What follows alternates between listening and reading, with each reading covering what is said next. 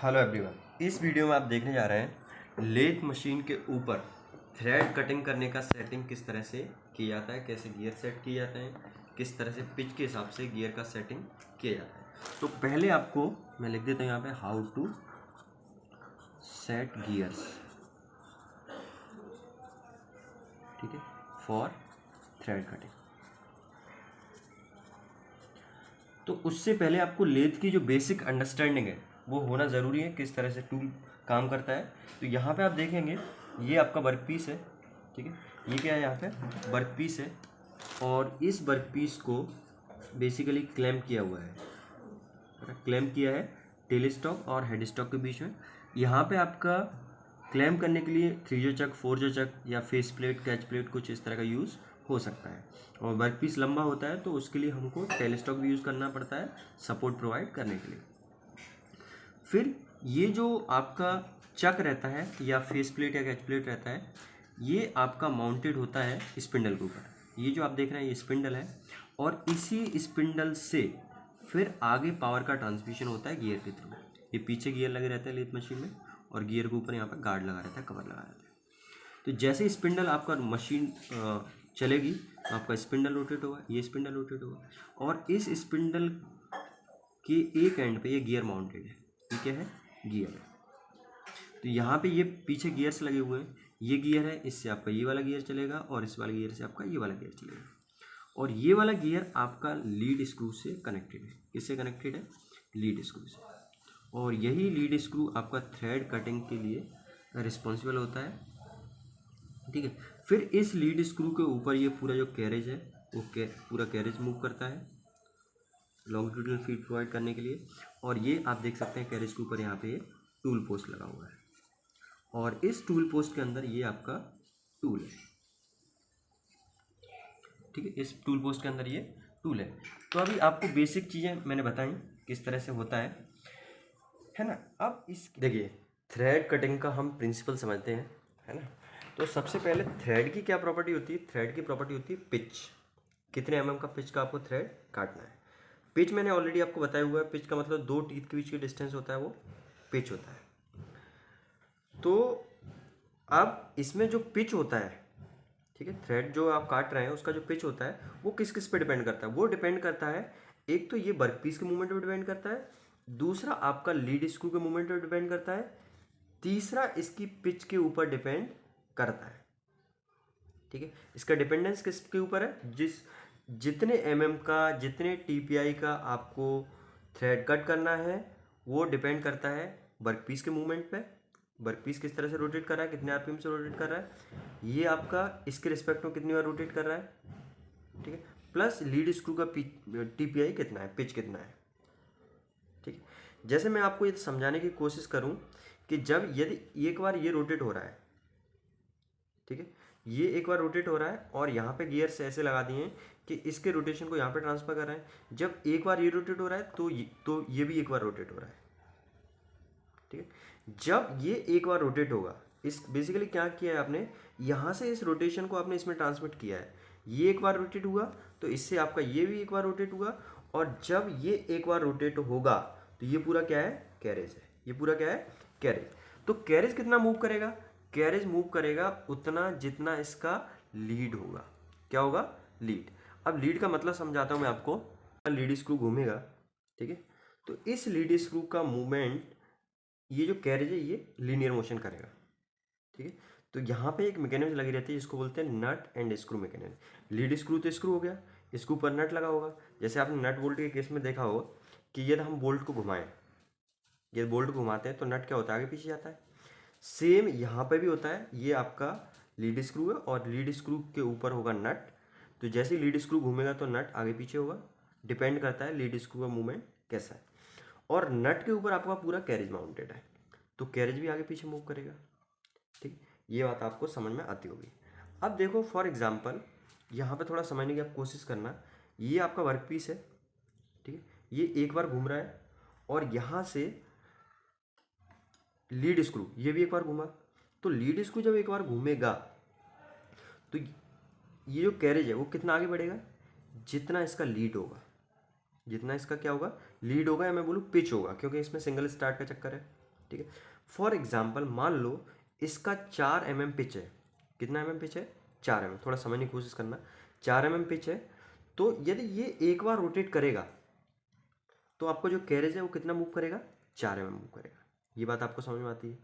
ठीक है, ये 4 mm मूव करेगा। अब यहाँ से थोड़ा समझने की कोशिश करना। जैसे ये एक बार रोटेट किया, ठीक है, ये एक बार रोटेट किया और फिर ये भी एक बार रोटेट किया। तो जब ये एक बार रोटेट किया तो यहाँ पे ये टूल है, तो यहाँ से जब स्टार्ट हुआ इसका एक रोटेशन, और ये टूल एक रोटेशन में लीड स्क्रू भी एक रोटेट कर रहा है, तो ये कितना आगे मूव करेगा? जितना इसका लीड होगा। ठीक है, तो जैसे इसमें 4 mm लीड है, तो ये जब एक बार रोटेट किया तो ये कुछ इस तरह से जाएगा आपका, और जाते हुए यहाँ पे ये वापस से आ जाएगा इस तरह से। ठीक है, बात आपको समझ में आती है? इसका मतलब ये हुआ कि ये और ये दोनों एक ही स्पीड से यदि रोटेट होते हैं तो जितना लीड स्क्रू का टीपीआई होगा, जितना लीड स्क्रू का पिच होगा, उतना ही पिच का थ्रेड यहाँ पर कटेगा।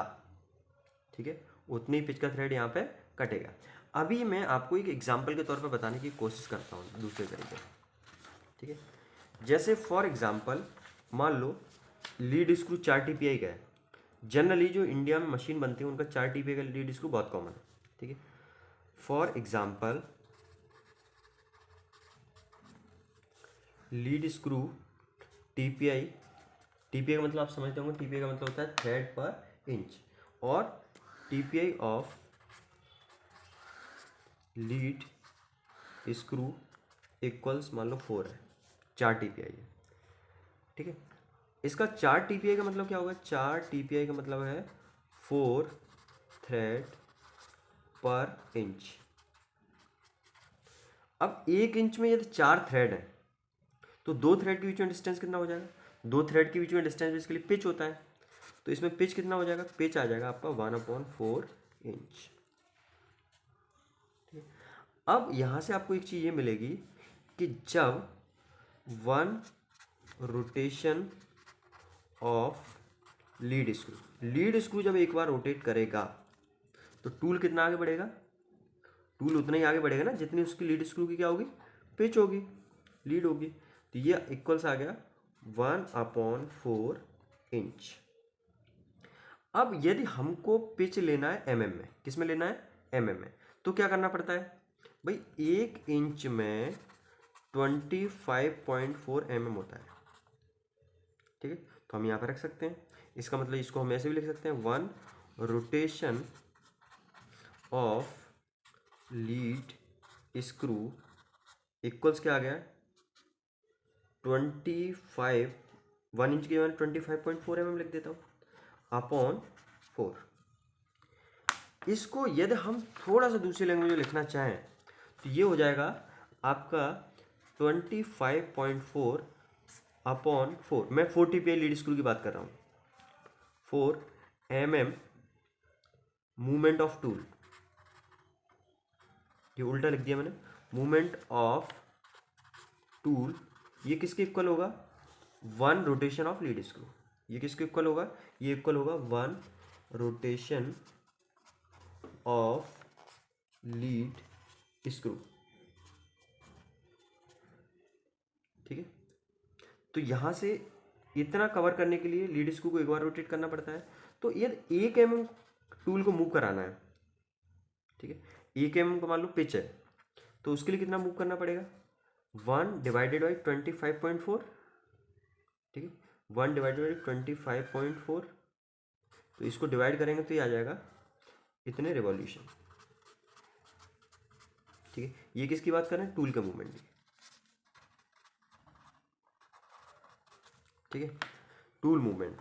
तो यहाँ से फिर फर्दर आप देखोगे इसमें क्या बनेगा कि 1 mm movement of tool equals क्या आ गया? 1 mm movement of tool equals आ गया 4, ऊपर पहुंच जाएगा अपॉन 25.4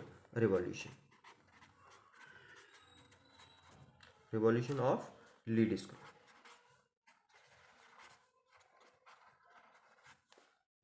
ठीक है, और ये मान लो आपको 6 mm का थ्रेड काटना है, 6 mm पिच का थ्रेड काटना है। तो इसका मतलब जब आपका वर्क पीस एक बार रोटेट हो तो ये आपका टूल इस तरह से मूव करना चाहिए। टूल का मूवमेंट 6 mm होना चाहिए। कितना होना चाहिए? 6 mm। तो 6 mm मूवमेंट कराना है टूल का, मूवमेंट ऑफ टूल। तो ये इक्वल्स कितना हो जाएगा? 4 डिवाइडेड बाई 25.4 और इंटू 6। ठीक है, अब इसका एक डायरेक्ट फार्मूला बन जाता है। डायरेक्ट फार्मूला क्या बन जाता है वो मैं आपको बताता हूँ। ये डायरेक्ट फार्मूला कुछ इस तरह से बन जाता है। 4 तो है ही, ये 25.4 है। इसको हम कैंसिल करें तो यहाँ पे क्या आ जाएगा? 10 आ जाएगा, है ना, इंटू 6। और इसको करेंगे 2 से डिवाइड करेंगे तो 2 5 जा 10, और इसको करेंगे तो 2 1 जा 2, 2 2 जा 4, और ये 2 7 जा 40।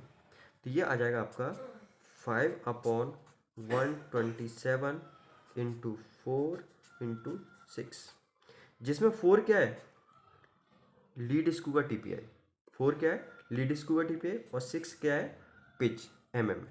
तो ये डायरेक्ट फार्मूला आ जाता है, जो कि फार्मूला आप लगा सकते हो। डायरेक्ट फार्मूला आ जाता है कुछ इस तरह से कि गियर रेशियो निकालना है आपको। ठीक है, वो गियर रेशियो जो आपको निकालना है, ये जैसे यहाँ पर रिवॉल्यूशन आया है, रिवॉल्यूशन ऑफ लीड स्क्रू। ठीक है, ये रिवॉल्यूशन ऑफ लीड स्क्रू आया है कब? जब आपका वर्क पीस एक बार रोटेट करेगा, तो ये इतनी बार रोटेट करना चाहिए। ठीक है, आप थोड़ा समझने की कोशिश करें कि यदि ये एक बार वर्क पीस एक बार रोटेट करेगा तो ये इतनी बार रोटेट करना चाहिए, 4/25.4 mm, जैसे 1 mm पिच के लिए। तो अब ऐसे क्या मैकेनिज्म लगानी पड़ती है? अब इसमें इसलिए ये लगाते हैं गियर। जैसे ये आपने एक बार रोटेट कर रहा है और इसको आपको रोटेट कराना है, मान लो 4/25.4 रिवॉल्यूशन करना है, तो इसके लिए यहाँ पे गियर सिस्टम लगा देते हैं और उससे आपका ये रोटेशन अचीव होता है। तो गियर रेशियो निकालने के लिए डायरेक्ट एक फार्मूला मिल जाता है आपको। गियर रेशियो निकालने के लिए डायरेक्ट फार्मूला मिल जाता है। वो फार्मूला क्या कहता है? 5/127 इंटू लीड इंटू पिच। लेकिन ये लीड स्क्रू का पिच है, ठीक है, ये लीड स्क्रू का टीपीआई है। पिच नहीं बोलना चाहिए क्योंकि फिर इसमें और कॉम्प्लिकेशन आ सकते हैं। लीड स्क्रू का टीपीआई, ठीक है, लीड स्क्रू का टीपीआई है। और ये क्या है? Pitch of thread to be cut.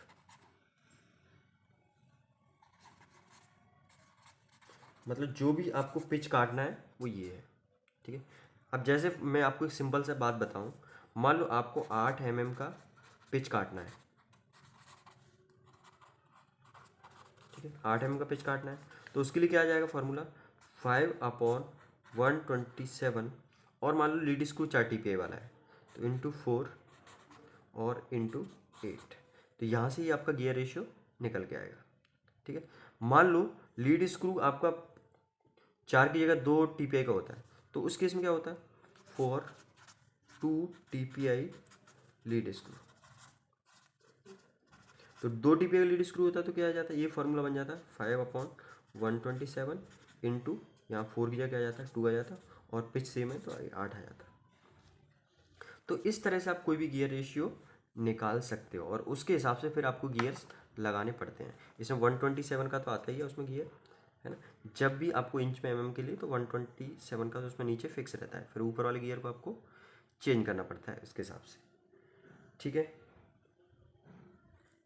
वो सिंगल स्टार्ट निकालने का फॉर्मूला था।